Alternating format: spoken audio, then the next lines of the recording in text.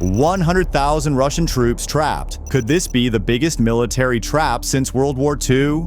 That headline alone is enough to stop anyone mid-scroll. It's not just the staggering number, it's the historical echo, the sheer scale, and the drama of a modern battlefield turning into a trap of epic proportions. In a war defined by drones, missiles, and shifting front lines, the idea of a massive encirclement feels almost surreal.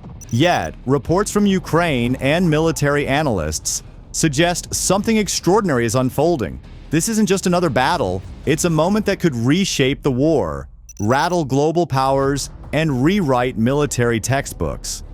The war in Ukraine, which erupted into full-scale conflict in early 2022, has since been characterized by waves of offensive thrusts, grinding attrition, and ever-evolving strategies on both sides. Through 2024 and into 2025, the conflict's geography shifted rapidly, with the Donetsk, Kharkiv, Zaporizhzhia, and more recently, the Kursk regions bearing the brunt of military operations. Ukrainian and Russian forces have fought fiercely for towns, supply lines, and tactical advantages, resulting in one of the most dynamic and costly battlefields in recent history. Ukrainian forces launched a bold series of operations in Donetsk's Dobropilya sector and pushed into Kursk Oblast, marking a significant escalation with cross-border implications. These actions marked a transition from static defense to opportunistic counter-offensives, stringing together a series of localized breakthroughs that would eventually set the stage for the dramatic encirclement story. Reports from multiple independent platforms, including RFU News and United 24 Media, confirm Ukrainian advances near Pokrovsk and Dobropilya. Over the course of September 2025, Ukrainian forces managed to punch holes in Russian defensive lines, isolating groups of Russian units in at least 3 pockets, so-called cauldrons. These pockets, especially around Dobropilya, became the focus of intense fighting and drone warfare. According to Ukraine's commander-in-chief, Oleksandr Syrsky, Ukrainian troops liberated nearly 175 square kilometers of territory around Dobropilya, with an additional 195 square kilometers cleared of sabotage and reconnaissance groups. Russian losses in this sector alone have been reported as over 3,100 personnel, with significant numbers killed in action. Ukrainian sources have also confirmed the destruction or capture of nearly 1,000 pieces of Russian weaponry. The fighting has featured heavy drone usage. Ukrainian drone operators have played a decisive role in monitoring, disrupting, and targeting Russian forces attempting to reinforce, supply, or escape the encirclements. Video and geolocated evidence attest to Ukrainian troops clearing towns like Pankivka and using air superiority combined with artillery coverage to prevent both resupply and retreat. In parallel, Ukraine's incursion into Russia's Kursk region was both daring and unprecedented. Ukrainian military operations began in early August 2024, resulting in the seizure of large swaths of territory and the occupation of towns, such as Sudzha. The offensive aimed at disrupting Russian logistics, capturing prisoners, and imposing psychological and strategic costs on Russian forces. As the months dragged on, Russia responded with reinforcements, including redeployments from southern fronts and even the controversial deployment of North Korean infantry units. Ukrainian tactics here mirrored the encirclement strategy seen in Donetsk, disrupting bridges and supply routes, employing drones and special operations units, and pushing Russian units into increasingly untenable positions along rivers such as the Seam. Russian troop concentrations in the region reportedly swelled to between 60,000 and 100,000 as Moscow attempted to rally a counteroffensive, only for parts of these forces to become operationally isolated as Ukrainian lines held firm. Now, the claim that roughly 100,000 Russian soldiers were encircled has appeared across social platforms, short-form videos, and some commentary pieces. Such figures get traction because they match a narrative people already accept, that this war has seen dramatic reversals and large-scale maneuvers. Analysts and journalists have noted multiple cases where Russian units found themselves isolated or surrounded in local fights, from pockets of resistance in cities to units cut off at industrial plants. But scaling those localized events up to a single 100,000-strong encirclement requires caution. Why the number 100,000 keeps appearing is also explainable. It's a round, attention-grabbing figure. However, to treat the 100,000 claim responsibly, we must separate verified counts from aggregated impressions. Think tank analysis and intelligence reporting have recorded mass troop concentrations on various fronts. Historical buildups and rotations sometimes approached or exceeded 100,000 personnel. But that is not identical to one coherent encircled force. Independent reporting has documented local encirclements in pockets where hundreds or a few thousand soldiers were isolated, including episodes where groups holed up in industrial complexes or small towns and later surrendered or escaped. These incidents demonstrate that Russian units have been vulnerable to local operational traps. But what authoritative analysis has not confirmed is that these pockets combined into one single encirclement encompassing an entire 100,000-strong grouping in the way World War II-era sieges did. Now, if we make historical comparisons, the Battle of Stalingrad remains the most famous example of military encirclement, a campaign that trapped between 250,000 and 300,000 Axis troops, including the German 6th Army, within a pocket, and forced their eventual surrender in early 1943. The decisive maneuver, Operation Uranus, was a double envelopment involving Soviet armor and infantry simultaneously striking both flanks. The result was a psychological and strategic catastrophe for Nazi Germany and marked the true turning point in World War II's Eastern Front. Moreover, the legendary World War II Battle of Kursk was known more for defensive depth and the largest tank engagement in history, rather than a strict encirclement.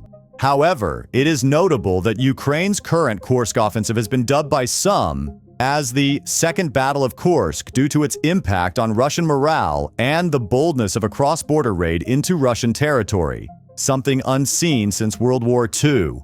Internationally, the psychological and propaganda value of these echoes cannot be overstated.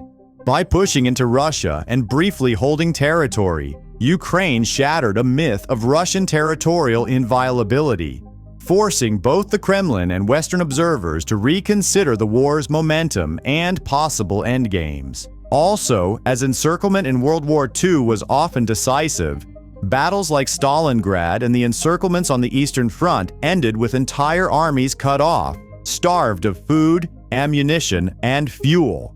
Encirclement then meant slow collapse. Once the ring tightened, the defenders either fought to the last, surrendered en masse, or tried desperate breakouts. The operational and logistical realities of mid-20th century mechanized armies made large, relatively static pockets possible and catastrophic. Today's warfare is different but still shaped by the same human and material needs. Soldiers need supply, clear lines of communication, and command cohesion. When those are severed, units become vulnerable. This means the core logic remains: isolate, prevent resupply, and either force surrender or annihilate the trapped force. That conceptual continuity is why modern commentators reach back to World War II when they seek a shorthand for scale and consequence. So, no matter how many soldiers were encircled, the encirclement operations have left Russian forces reeling from acute manpower and material losses, the forced redeployment of elite units from other threatened fronts, the destruction of bridges and supply lines, and the large-scale loss of equipment all suggest that Russia's offensive capacity in key theaters has been blunted. The persistent success of Ukrainian drone warfare and HIMARS strikes have infamously turned resupplying and reinforcing trapped Russian units into near-suicidal ventures, compounding attrition. Additionally, the effect on Russian morale both within the military and across the society has been telling.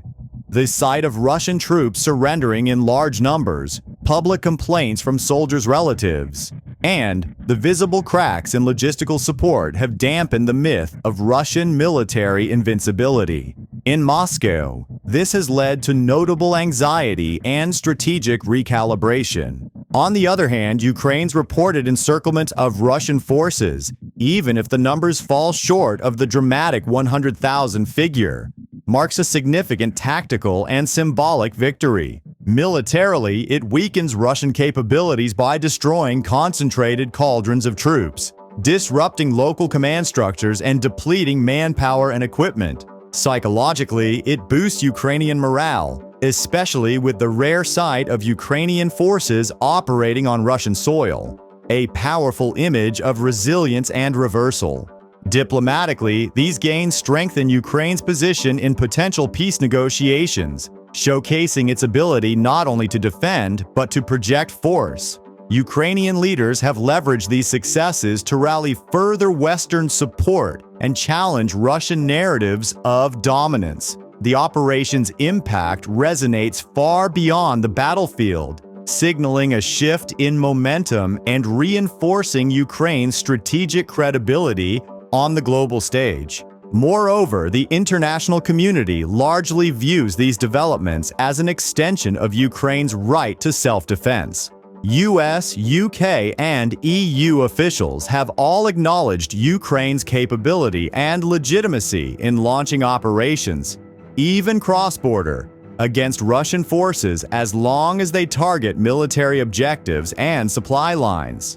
Notably, NATO Secretary General Jens Stoltenberg has described the Ukrainian incursion into Kursk as legitimate. However, some observers have cautioned against over-interpreting these victories as a decisive shift in the overall war, warning that Russian reserves and adaptive strategies remain a formidable threat. Moscow has responded with a mix of propaganda, saber-rattling, including nuclear rhetoric, and desperate attempts to reconstitute units with personnel drawn from North Korea and other sources. Media across Europe and the United States covered the encirclement story with a blend of awe and skepticism, often debating the plausibility of the 100,000 figure. In Ukraine, the operations have been met with a colossal morale boost, as reported by Al Jazeera and other outlets. In Russia, meanwhile, state media pushed narratives of heroic counteroffensives and denials of any major rout. But independent reporting suggests widespread bewilderment, fatigue, and even fear among the population. Politically, these developments have begun to shift the narrative both within each country's domestic context and in international policy circles. The myth of Russian military invulnerability has been genuinely pierced, while Ukraine's confidence in eventual victory, or at least a fair peace, has strengthened. So the reported encirclement of 100,000 Russian soldiers by Ukrainian forces is more than a battlefield maneuver. It's a symbol of strategic ingenuity, national resilience, and shifting tides in a brutal war. While the exact numbers may be debated, the impact is undeniable. Ukraine has demonstrated that with coordination, intelligence, and courage, even a smaller nation can reshape the course of history. As the world watches, this moment may become a defining chapter in the Russia-Ukraine conflict and a lesson in modern warfare for generations to come. As winter approaches and diplomatic overtures continue in fits and starts, eyes remain fixed on the front lines. Whether these encirclements mark the true turning point or merely another cruel chapter, they have already reshaped the possibilities for Ukraine, Russia, and the broader world. Now, what are your thoughts about this video? Share with us in the comment section below. Also, if you like this video, share it with your friends and subscribe to our channel for more interesting content.